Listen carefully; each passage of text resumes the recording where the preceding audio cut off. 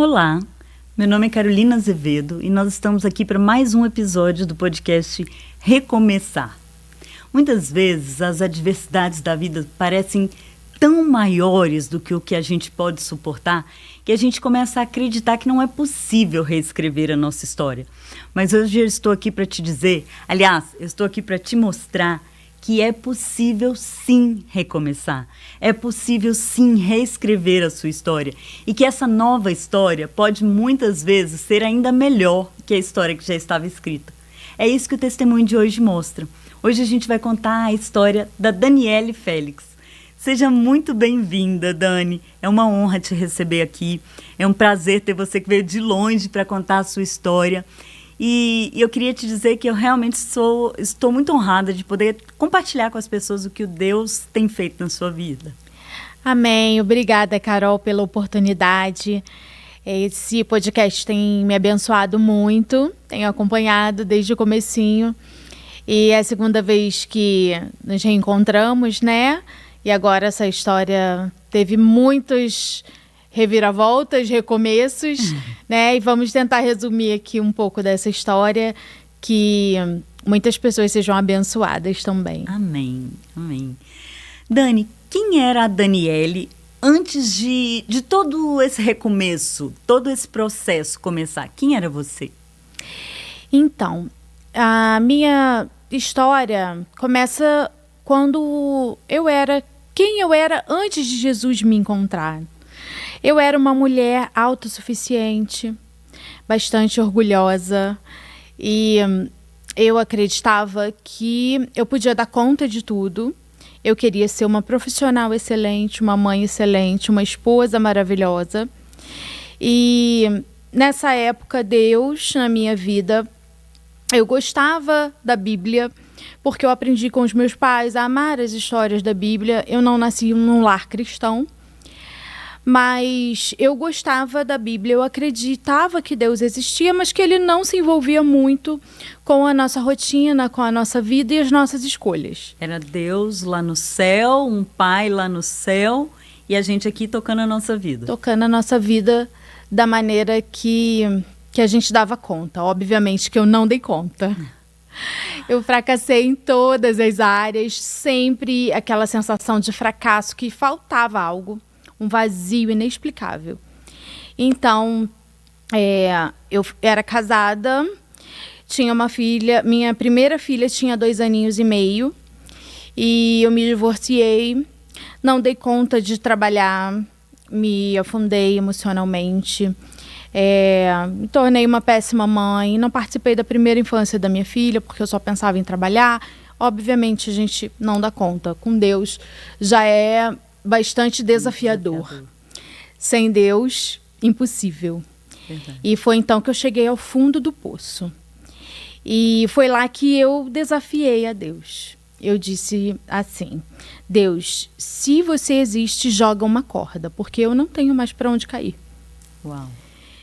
E muito pouco tempo, acredito que naquela mesma semana, meus vizinhos me chamaram para ir no encontro com Deus. Aqueles encontros de impacto espiritual. E foi ali que tudo aconteceu. Eu encontrei o que faltava. Uau. Eu não tive minha família de volta naquele momento, mas eu encontrei tudo o que eu precisava. Eu encontrei aquilo que era suficiente. Jesus me encontrou. Me encontrou lá no lixo, como eu costumo falar, né? Onde eu fiz muitas escolhas erradas, eu tentei buscar refúgio em muitas coisas. No mundo, né, em festas, bebidas, mas foi por muito pouco tempo. E o vazio continuava, né, mesmo com essa busca no mundo. Exato. Porque a gente às vezes e acha não que ficava pior, cada vez pior. Cada porque vez pior, eu me afundava mais. Quando você chega da festa, quando você põe a cabeça no travesseiro. Exatamente. Eu entrei em depressão, né, comecei a tomar remédios antidepressivos, mas aí eu recém-convertida, muito apaixonada por Jesus, e rapidamente conheci meu atual esposo, muito, muito jovem. Vocês se conheceram na igreja? Isso. A família que me levou para Jesus, ele era dessa família, então eu acabei conhecendo. E foi tudo muito rápido, muito intenso. Ele muito jovem, eu muito jovem na fé. E nós nos apaixonamos muito, decidimos rapidamente nos casar, a gente sabia o que nós queríamos. E assim que saiu o meu divórcio, nós nos casamos, eu engravidei da nossa primeira filha. E eu estava muito feliz, porque tudo aconteceu muito rápido. Assim, a minha restauração familiar, emocional e a gravidez que vinha para trazer aquela alegria, mas a minha gravidez foi muito difícil. Eu estava trabalhando na época e a minha barriga estava muito grande, já no finalzinho, desproporcional para o meu tamanho. Sou pequenininha. E a minha barriga estava muito, muito grande. E aí, quando eu completei 35 semanas, eu entrei em trabalho de parto. E rapidamente a minha filha nasceu. E ela nasceu com 4,3 kg. Ela era um bebê gig, grande para a idade gestacional. E ela teve complicações pulmonares. O pulmãozinho não dava conta e foi para UTI, diretamente para UTI. E quando foi no segundo dia de internação, de madrugada, me chamaram às pressas no quarto. Já era para eu me despedir, porque ela estava tendo várias paradas cardiorrespiratórias desde 7 horas da noite.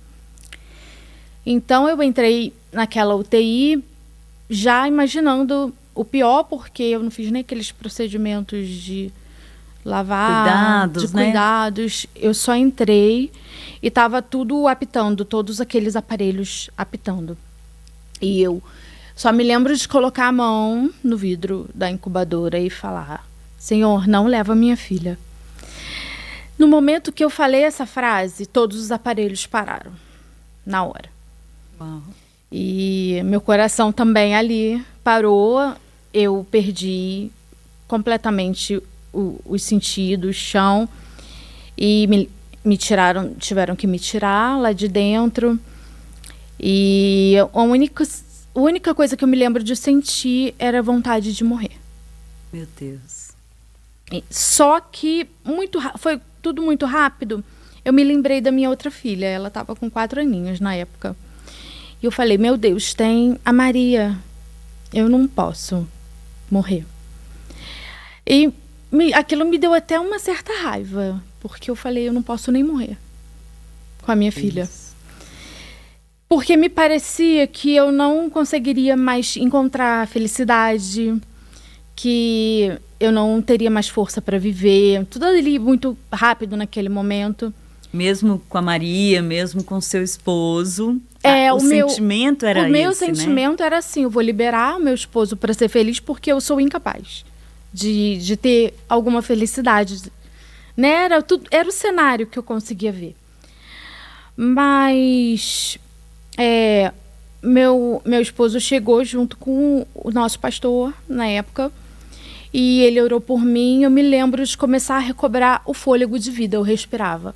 Eu puxava o ar com tanta força, como se a vontade de viver estivesse voltando. E aí o Senhor falou comigo. E ele me disse assim, uma frase que eu carrego até hoje. Filha, a minha graça te basta. Nem a morte, nem a vida, nem anjos, nem principados, nem potestades, nada vai separar o seu amor. O nosso amor. Então, ali eu comecei a sentir tristeza normal, um luto normal. Mas mesmo nesse sentimento de luto, mesmo conseguindo sentir isso, você conseguia também sentir o amor dele? Sim, sim. Sabe, é normal fazer perguntas para Deus. Claro. É normal, e como eu já tinha esse amor pela palavra de Deus, eu fui buscar respostas na palavra de Deus, eu fui estudar o livro de Jó. Eu falei, isso não aconteceu só comigo, isso aconteceu muito pior com outros homens da Bíblia. E ali eu mergulhei em níveis mais profundos. É onde eu relato isso um pouco no meu livro, onde eu falo, mergulhando mais profundo no Senhor. Eu desenvolvi um novo tipo de relacionamento com Deus. Há um tesouro na dor. Há um tesouro na dor. E entender a soberania de Deus, perder para Deus, não tem jeito. Então, dali, eu comecei o Senhor me carregou de uma forma muito sobrenatural. Porque só... Carregar mesmo, sentir ali aquele cuidado dele. Eu via, assim, a mão dele me carregando, porque eu não tinha chão, eu não tinha condições. E daí, aos poucos, eu fui retomando, voltei para a igreja, caminhar na igreja. Aí entrei para o ministério de oração, de intercessão. Aí eu, mas Senhor, como que eu, carregando essa dor, eu vou ministrar sobre pessoas? E o Senhor falava comigo, enquanto você cuida da dor do outro, eu cuido da sua dor. A minha graça te basta. Era sempre a minha graça essa frase. É suficiente. E assim foi, eu comecei a escrever aquelas experiências que eu tinha com Deus. E isso me trouxe para um novo nível de espiritualidade e de relacionamento com o Pai. E aí, caminhando, 2 anos depois, eu engravidei novamente. E engravidei do Benjamin. Essa gestação foi para mim um desafio de fé. Porque é um misto de sentimentos, né? Quem já passou por isso entende. Eu já passei por isso de perder um bebê e engravidar logo. No meu caso, foi logo depois. Mas é uma sensação que a gente não consegue explicar. É uma alegria, mas ao mesmo tempo é um medo de acontecer alguma coisa ruim. E na época eu me lembro que eu sentia... foi uma gestação muito monitorada por conta do meu histórico. O meu histórico era diabetes gestacional. Né? Na primeira gestação ela não foi diagnosticada e acompanhada devidamente. Já na gestação do Benjamin, desde o início, eu tomava insulina todos os dias. Eu furava o meu dedo 5 vezes por dia para monitorar os níveis de glicose. Eu fiz uma dieta rigorosa. Não engordei nadinha, era só barriga. Eu estava bem bonita, curtindo. Mas eu sentia medo de acontecer alguma coisa. Então, Benjamin nasceu, foi assim, uma gestação com paz. Com medo, mas com paz. Ele veio... Até a escolha do nome dele foi intencional. Foi orientada pelo Senhor, inspirada na história de Jacó e Raquel. No momento do parto de Benjamin, Raquel faleceu. Então, foi marcado por uma dor. E ela disse que o menino se chamaria Benoni, filho da minha aflição. Só que Jacó, mesmo diante daquela dor, porque ele amava Raquel. Nós sabemos que ele amava Raquel. Mesmo diante daquela dor, ele não deixou que o menino carregasse aquele destino de aflição e dor. E ele chamou Benjamin, filho da felicidade. Então, nós recebemos o filho da felicidade, o filho da bênção, e Benjamin é assim mesmo. Benjamin selou, né? Nossa família com alegria. Nós chamamos de bebê arco-íris, né? Aquele que vem depois de uma grande tempestade, uma grande tragédia, e ele vem para trazer alegria. E eu estava vivendo esse momento, mas pouco tempo depois, com Benjamin bebê, ocorreu outra grande ruptura na minha vida. E ali, com Benjamin novinho, meu casamento começou a morrer. Eu comecei a ter problemas no meu casamento e nós tentávamos ficar juntos, mas eu não dei conta de lidar. Você acredita que você percebeu isso ali, depois do Benjamin, quando a coisa quando vocês estavam bem, que a situação estava bem, você estava tranquila com o bebê? Ou não? Já era um processo que vinha e você só conseguiu Não. sentir depois? A tragédia, a morte da Júlia, minha filha Júlia, nos uniu muito. Mas a chegada do Benjamin mudou muito nossa rotina, né? Aconteceram alguns acidentes no percurso, mas ali até então a gente foi relevando, tentando contornar, só que isso começou a ficar mais frequente, e aí nosso emocional foi ficando muito ruim, e quando foi em 2019, 2018, a gente tentou se separar, reatamos algumas vezes. 2019 nós nos separamos completamente. Ficamos meses, ele foi para outro estado e foi recomeçar a vida dele, eu também decidi recomeçar a minha vida. Dei entrada no divórcio, mas quando chegou na audiência, eu não dei continuidade, porque nós estávamos tentando ainda reatar. Mas nós não conseguimos, a gente não deu conta de fazer do nosso jeito. Tentamos terapia, tentamos fazer tudo que a gente conhecia. E nós tivemos muitas indas e vindas, e isso me destruiu emocionalmente. Sim, me destruiu emocionalmente, eu adoeci. E nós ficamos alguns anos nesses processos da entrada no divórcio, desiste, volta, porque a gente queria ficar junto, mas não dava conta, emocionalmente estávamos muito destruídos, e a gente se separava, mas também não conseguia. Não conseguia ficar longe? Ficar longe. Assim, eu falava, o que está acontecendo comigo? Ali eu fui também descobrindo coisas relacionadas à dependência emocional, essas coisas que a gente carrega, né, lá da infância. Eu fui tratando, né, o meu emocional, mas nós só conseguimos ficar junto definitivamente quando nós deixamos nas mãos do Senhor. Parece que eu tinha me esquecido. Deveria ser a primeira atitude nossa diante de qualquer problema, né? E geralmente é a última. Parece que eu tinha me esquecido que a graça nos basta. E aí nós desistimos e deixamos nas mãos do Senhor, e Ele fez. Quando você fala, porque às vezes quem está assistindo fica assim, mas como que meu casamento está passando por isso, eu estou numa crise. Como que é deixar nas mãos do Senhor? Como que é? Literalmente, qual o passo a passo? Eu aprendi uma coisa muito importante. A dependência emocional, eu descobri que ela não se cura com independência. Ela se cura com dependência do Senhor. Uau! E eu passei a perseguir a suficiência em Cristo. John Piper é um teólogo que eu gosto.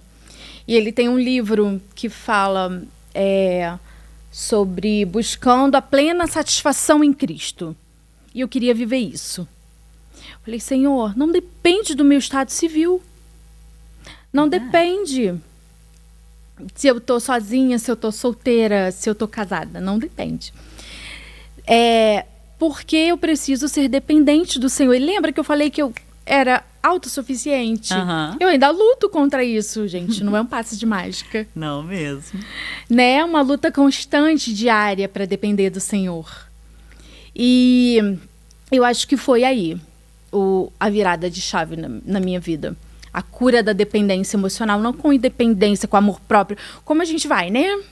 Seguindo. Eu vou pegar e fazer, né? Amor próprio, eu tenho que me amar, eu tenho que me cuidar. Empoderamento. Não, e não foi esse o caminho. Embora eu fiz, procurei me cuidar, fiz terapia, importantíssimo, tem que fazer. Porque eu só fui descobrir essa situação de dependência, de codependência, né? A gente precisa desse autoconhecimento, mas a virada de chave foi quando eu busquei a dependência do Senhor. Eu busquei estar realizada e feliz no Senhor e plena no Senhor. E as coisas foram acontecendo, foram entrando para o lugar. E toda aquela história de dor, coisas que nos machucaram muito, nos marcaram muito, o Senhor foi ressignificando aos pouquinhos, sabe? Datas difíceis. Na pandemia eu perdi meu pai, né? E ali também foi outra coisa para me curar da dependência. Eu tive que mergulhar na paternidade de Deus, porque eu perdi meu pai, eu estava sem marido, sim, eu estava sozinha com meus filhos, né? Então, eu dependia muito da graça do Senhor na minha vida. E foi isso que foi o passo a passo. Eu tinha um diário de dependência emocional, como se fosse um dependente químico, um Alcoólicos Anônimos. Eu fiz um diário. Você ia escrevendo mesmo? Mais um dia que eu fiquei bem, sozinha na minha própria companhia, com os meus filhos. E fui. Hoje eu senti isso. Exato. Hoje isso dando doeu, nome aos meus sentimentos, questionando aqueles pensamentos.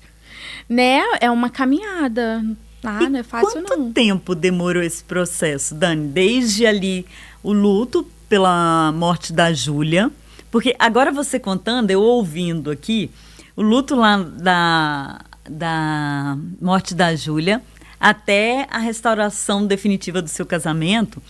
Pelo que você contou, a sensação que eu tenho é que lá no início, lá no luto da Júlia, o Senhor já tinha te preparado, digamos assim, para o que iria acontecer. Porque lá ele te falou, a minha graça te basta. E somente quando você entendeu que a graça bastava que o casamento também foi restaurado, né? Olha, eu vou falar uma coisa, que assim, o luto de perder a minha filha, perder para o Senhor não tem muito jeito, mas o luto do divórcio foi um pouco diferente para eu lidar. Foi mais difícil. Para mim foi mais difícil. O luto do divórcio foi mais difícil. Eu achei que era só comigo. Não, mas existe uma explicação lógica para isso. É mais difícil. Né? Porque com o divórcio você precisa lidar com as escolhas do outro, que o outro está fazendo. Tem filho envolvido, você não pode simplesmente romper e seguir sua vida, porque tem, né, a criança... E é culpa pela criança, e é culpa pelo fracasso. Você tem que dar conta do seu fracasso para a sociedade. Perder para Deus, não. Você perdeu para... O Senhor levou, tá com o Senhor e nós vamos nos reencontrar na eternidade. Sim, e não é algo que a gente possa fazer não alguma coisa. No luto de divórcio, não. Eu pensava assim, ele escolheu não estar comigo. E aquilo dói, quer seja por vaidade. E mexe na nossa autoestima. Claro. Aí a nossa dependência emocional. Sim. Aí começa a ver tudo à tona, né? Mas o Senhor tem as suas formas de nos quebrar. É verdade. Para nos refazer e de novo, e de novo, e de novo. É verdade. Meu Deus, meu Deus. E hoje, Dani? Como que é hoje? Tem uns 5, 6 anos que nós temos vivido um novo tempo no nosso casamento, na nossa família. Óbvio que tem ainda alguns milagres, nós conversamos hoje na mesa que eu ainda espero no Senhor de restauração. Mas nós viemos do Rio hoje, né, para Minas Gerais, aqui para Sete Lagoas. Nós estamos comemorando essa semana, aniversário de casamento. Então, a gente não abre mão de passar esses momentos juntos, ressignificando essas datas. E porque a gente gosta mesmo de estar junto, de passear. E nós temos vivido esse tempo no Senhor. Nós nos estabelecemos numa comunidade local também, nesse mesmo tempo, há uns 5 anos, porque também a gente não conseguia, né? Como a nossa vida estava um caos, conturbada, mudava de estado. Eu também já fui para São Paulo, tentar recomeçar minha vida, muita coisa. Mas aí, hoje, nós servimos na comunidade, juntos, e problemas... Temos como todo mundo, mas existe graça do Senhor sobre nós. A graça de Deus é suficiente e Jesus é suficiente, Ele vai nos sustentando aí nesses vales. Meu Deus. Dani, você passou tanta coisa, vocês passaram tanta coisa, né? foi aí o primeiro divórcio. Depois criar uma filha sozinha, por mais que tenha sido rápido, né? Você tenha conhecido o seu atual marido rápido, foi um divórcio, foi uma ruptura. Você conheceu, você se entregou de novo, vocês se casaram, e aí veio a Júlia e houve o luto pela Júlia, e aí os divórcios consecutivos, né? As tentativas ali, as idas e vindas, né? Todo esse processo que demorou muito. É uma história cheia de... Quando a gente para pensar, você pensa assim, nossa, mas ela sofreu muito, foi muita coisa. Mas aí quando a gente ouve você contando e você falando da graça, a gente entende que realmente a graça é suficiente. Eu precisava ser quebrada, né? Muitas vezes eu precisava. É estranho, né, a gente falar, eu precisava passar por esse processo, porque ninguém quer. Não. Ninguém quer, já tá bom, né? Você me lembrou aí muito de... Eu falava, eu sou uma colecionadora de divórcios. Meu Deus, é incrível como a gente se rotula, né? A gente se esquece, né, que para o Senhor não importa. Ele chegou para a mulher diante de um poço e eu falo que ele me encontrou no fundo do poço, não na beira do poço, como a samaritana. E não importa se você teve 1, 2, 3 ou 5 maridos, você ainda pode ser um instrumento de Deus para muitas vidas, como a samaritana foi. Com certeza. Eu amo essa história. Com certeza. E mostra justamente isso, né? Porque não são essas idas e vindas que definem quem é a Daniele, né? Não é isso, porque às vezes a gente se prende tanto à opinião dos outros, ao que os outros vão pensar, ao que a igreja vai falar, e a gente se prende tanto a essa religiosidade que a gente se esquece que a graça basta. Que a graça basta. E até mesmo quando nós somos divorciadas, estar numa comunidade local é difícil. Muito, muito. Porque as pessoas nem estão olhando para você, mas você acha que estão. Sim. E minha igreja só tem famílias. Então eu me sentia muito deslocada. Foi muito difícil para mim esse tempo, mas eu fiquei um tempo sozinha na nossa igreja. Mas depois nós voltamos juntos para lá. Fomos até apresentados novamente. Foi algo assim que eu nem acredito. O Senhor vai fazendo e a gente nem vai acreditando. Que eu não imaginava, né? Que nós estaríamos como família lá, né? E eu não consegui. Nós tentamos, junto com a editora, trazer já alguma coisa do livro pronto, mas ainda faltam alguns detalhes. Né? Mas em breve vai ter um livro com alguns relatos, não nem tanto relatos, mas reflexões bíblicas baseadas. Aquele diário que você... que eu comecei a escrever, então eu compilei algumas coisas dessas que eu escrevi e isso deu muito material. Aí deu para juntar em um livro que acredito que fica pronto esse mês. Ai, que coisa boa! Se chama Aos Pés de Jesus. Uau. Que foi o lugar. Era o lugar para onde eu corria, né? Eu corria. Dani, e hoje, para você deixar uma mensagem para as mulheres que estão assistindo a gente, que vão assistir, que vão se identificar com o seu testemunho, com uma parte do seu testemunho. Porque uma coisa que me chamou muita atenção é porque todas as vezes que a gente ouve um testemunho de restauração de casamento ou de uma ruptura definitiva, aquilo acontece e pronto. No caso de vocês, houveram várias idas e vindas. E às vezes existem pessoas nessa situação e que não têm um apoio ali, não ouviram nenhuma história parecida. Então acreditam que aquilo ali não pode acontecer com elas, que não pode mudar.